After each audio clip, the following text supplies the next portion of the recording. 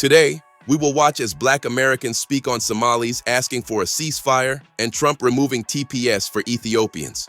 Check it out. The US has now officially ended temporary protective status for Ethiopian nationals. This means that thousands of Ethiopians living safely in the US now face legal uncertainty and have just 60 days to leave. I am currently asking for a ceasefire. I'm asking for a ceasefire between the Somalis and the African Americans. Black Please. We got something bigger going on right now. This is a divide and conquer situation happening in Minnesota. Y'all know we ride together when situations arise out here. What situation? When that George Floyd stuff happened, everybody was out there. Ain't nobody was asking what type of black you was. We all felt that.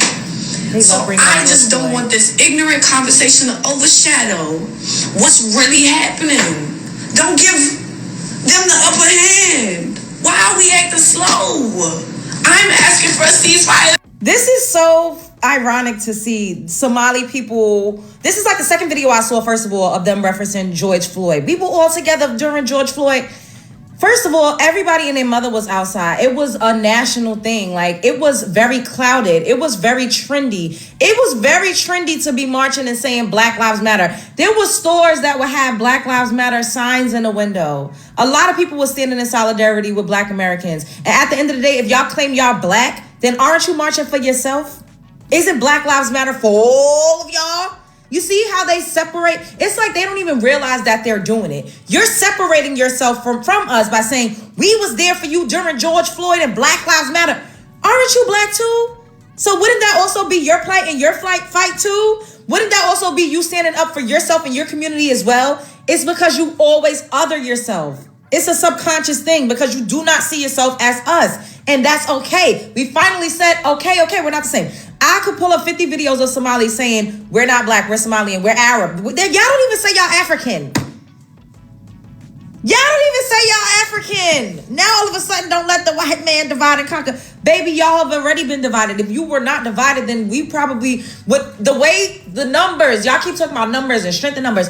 If other melanated, deeply melanated groups of people that came here did what we actually thought, what our ancestors actually thought was going to happen, if they unified with us, we would literally be running this country. Because there is strength in numbers. But you all have gone against us. You've undermined us. You've constantly talked down on us, belittled us, denigrated us, told us we wasn't shit, called us lazy, said that you were better, and separated yourself. You created your own enclaves. Down there in Minnesota, I saw a video of a Black American man try to go into the mall that you all have, and the Somalis ran him out of there, basically segregated him. It's not even safe for us to walk around freely in you all's neighborhoods. But y'all don't like to talk about that. Y'all don't like to talk about y'all anti-Black Americanness. Y'all don't even claim to be African. But now that it's convenient and y'all just don't want, a dog pile to happen because you all are having a light shown on you. And I'm very grateful for for people that don't deserve it. But generally speaking, a lot of the Black on Black crime, a lot of the statistics, a lot of this narrative that we are all just so inherently crime riddled, welfare queens, baby mamas, just running amok, scamming, frauding. No, I love now that we are actually saying, no, that's the Nigerians. It's the Somalis. Because everybody was falling under the Black umbrella when it came to doing something bad.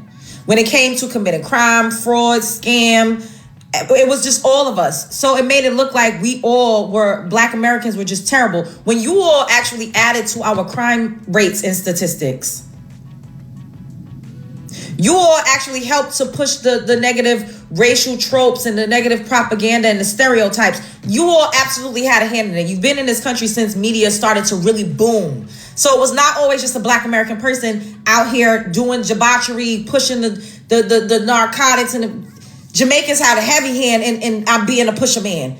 But it wasn't nobody noticing the difference. And now, since you all have been continuously saying it, everybody's waking up. It's like a mass awakening. So now we see things for what they actually are.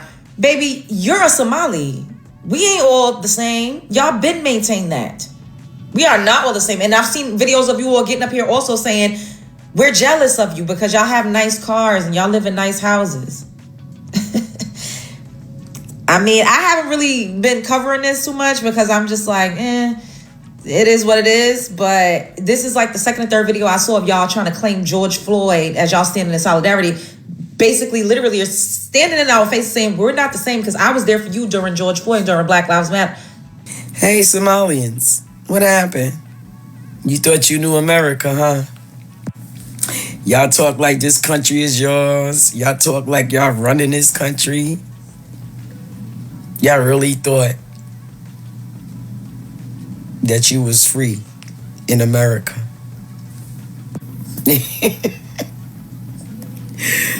Ooh. Y'all really thought y'all was free to do anything you want in America, right? What you said? We ain't going nowhere. I see ICE out there in Minnesota. What happened? I see crying and screaming. What's going on? Yeah, because you thought you knew America. You called us all types of names. But one thing about Black Americans, oh boy, do we know America. We know when people are being used. We been there. Y'all keep saying y'all next. No, we was first. So you really think you know America? This is just the beginning. You ain't seen nothing yet. Get ready to go get those flies back flying around your mouth, and your ribs sticking out, and your belly bigger than your head. You'll see. You'll see. Don't say I ain't tell you. I have a question for you. If there was a Black community that had stolen over $1 billion from our federal government or our state government, what would happen to them? If people in Oak Cliff, Texas, which is made of mostly of minorities, Black people and Hispanic people, what would happen to them? Do you think that anyone in our government would let them go for decades, stealing from Medicaid and Medicare to the level that we've seen Somalis do it in Minnesota? So for all of the people that are saying this is a racial situation, let me tell you what racism would have done to this. It is no way that they would have let communities steal millions of dollars and billions of dollars in programs that were meant for autistic children, or programs that were meant to feed people when they said they were feeding, 3,000 people a day and they only saw 24. They would not have allowed this to happen if these people were regular Americans. If these were regular African Americans or regular Hispanic Americans, this would not have happened in our United States. But our Democrat Party wants you to believe that this is a racial situation because, that's what they do. Everything is based on race. But let me just say this, from this one Black woman, I have seen people in Dallas and all over Texas go to jail for $35,000 in theft. But the thing that gets me the most about all of this fraud and corruption that's going on in Minnesota is the attitudes of the people involved. The people that live in all of these communities, these Somalis, are now threatening Americans. They're not even telling us that they're going to take over the United States. So as soon as we find out who you are, trust you will be dealt with. Period. You know what? Russia hasn't done that yet. China hasn't done that yet. You were brought here as refugees from a small country that had almost no money. But you want all Americans to be afraid of a community that has taken and stolen from U.S. taxpayers. Don't call me, you're Black, right? I'm not Black. I'm Habesha. What's the difference? You're Black. Listen, don't argue. We don't need explanation. I'm Habesha. Actually, what? You are Negro. That's great. You could be Habesha in Ethiopia now. They just ended the TPS for Ethiopians. They're giving them 2 months to self-deport from December to February. You could also use the CBP1 app. They'll give you a ticket to leave on your own and a couple of $100. You could buy all the raw meat in Ethiopia you want with that $1,000 that they're going to give you. Yeah, you're not Black, you're not American, but you could be Habesha in Ethiopia. Bubs, we told y'all. I told God a long time ago, TRUMP works for Black Americans. You know why? because the God of Yasharel is using him, right? So anybody who came against Black Americans is going to get this work, right? So what TRUMP said about Somalians, right? And I'm watching the clip now. You know, I've been a little out of commission, but what he said about Somalians, bro, that's the Most High. That's really the Most High God, you know, talking about the Somalians, right? Because anybody, just like how, you know, the Hispanic Nazis are getting it, and, you know, anybody who's a part of Psalms 83, bro, the YTBOY was just the leader of Psalms 83, right? But anybody who was down with him, man, you know what I'm saying? So when you hear these things, bro, that's God talking to these people, bro. You know why? Because they want to pretend like they're oblivious now, but they know they're, you know, these were the ones who are super prideful and really HAT Black Americans, the real indigenous American Indians, the real indigenous American Indians, who American Indians, the real Jews bubs from the same bloodline and tribe is Howard Shah Jesus Christ. So that's not TRUN talking, that's God, bro. That's God. You know why? Like, because pride comes before the fall. Like, these PPL, they're super prideful. Super prideful. So Most High, he's just dealing with the prideful ones first. Yeah. Y'all just can't stop, won't stop, huh? Y'all won't let you. Y'all got the most misconceptions of shit that I have ever seen. Stop listening to white liberals. Number one, we not slaves. What is all this shit? Wait till all of us go, then y'all gonna be who you think gonna be next? Nobody. After all you motherfuckers gone, all the problems is gone. We can deal with each other. We brothers and sisters. We can handle our own shit. We've been doing it. As soon as you motherfuckers start coming over here, all the bullshit started. You understand? So when you go home, we gonna be straight. We're not going anywhere. You can't deport a motherfucker to Dade County, motherfucker. You can't deport nobody to Detroit. We Americans, dummy. We're Americans. We're not going anywhere. Who told y'all? Who told all of y'all motherfuckers we was from Africa? That's another misconception. We not from Africa. 2% of motherfuckers were slaves. 2%. Oh my God, 2%. Nobody. Then they say we jealous. Jealous because you stole money to buy a car that we drive every day and we buy all the time? Jealous of what, bitch? We don't get to sit down and when we turn 18 and somebody pull us in the room and tell us all the shit and all the grants, the shit they got for us, and here go all the applications and we gonna help you fill them out. Americans don't get grants. We don't get extra shit.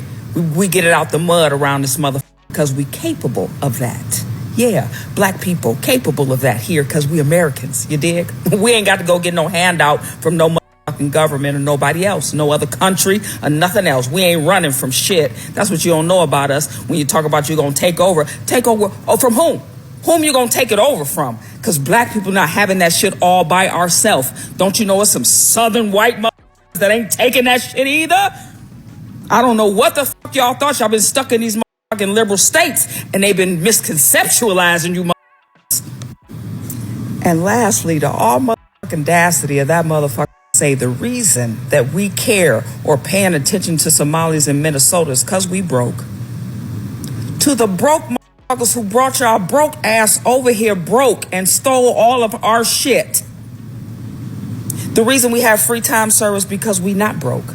We got our own businesses. We do our own motherfucking thing. We get the money out of thin fucking air because it's energy. You probably don't know shit about that because you're not American. You're not a Black American. You don't know shit about us. You ain't got the magic we got. You don't know. You don't have the fortitude that we have. You couldn't be a goddamn American as much as you try not to be. You couldn't if you wanted to be no American. Y'all done got ditched and drug around the Horn of Africa so goddamn much you don't even know who your goddamn great-grandparents. For decades, many immigrants coming to the United States walked in with a very clear picture of who the problem group was. White supremacy crafted that picture for them long before they ever stepped foot on American soil. The anti-Black stereotypes, the media portrayals, the schoolbooks, the missionary influence, the global propaganda, all of it shaped an image of foundational Black Americans designed to undermine our global reputation and erase our historical contributions. So when many immigrants arrived, they didn't come in neutral. They came in with pre-installed anti-Black biases, often believing that aligning themselves with whiteness, socially, politically, economically, would elevate them. Some even saw themselves as better than the very group whose centuries of struggle opened the doors for them to immigrate here in the first place. And many willingly became tools, sometimes knowingly, sometimes unknowingly, within a system of white supremacy that uses newcomers to undercut FBA progress. Whether through competing for resources, participating in anti-black policing culture, repeating anti-black stereotypes, or dismissing FBA struggles as laziness, some immigrants believed that distancing themselves from Black Americans would secure favor and stability. But now, the wake-up call has arrived, and it's loud. Over the last decade, and especially in the last few years, immigrants are realizing something that foundational Black Americans have been saying for generations. America doesn't love you.